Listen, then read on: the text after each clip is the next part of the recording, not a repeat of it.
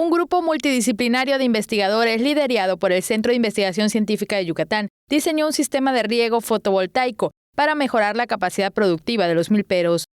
Se instalaron parcelas experimentales y demostrativas en Concal y Tizimín para promover la conservación y preservación de la biodiversidad milpera, con la identificación, recolecta, caracterización y resguardo de semillas.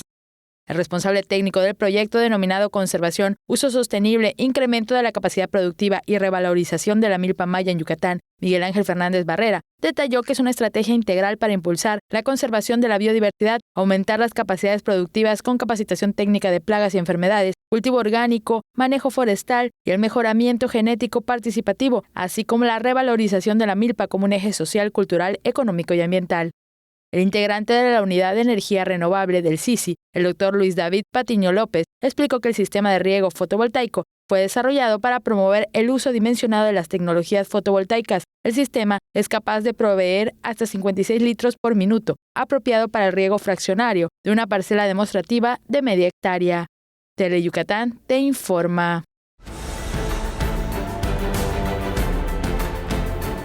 Teleyucatán te informa. Lunes a viernes, 3 de la tarde. Síguenos.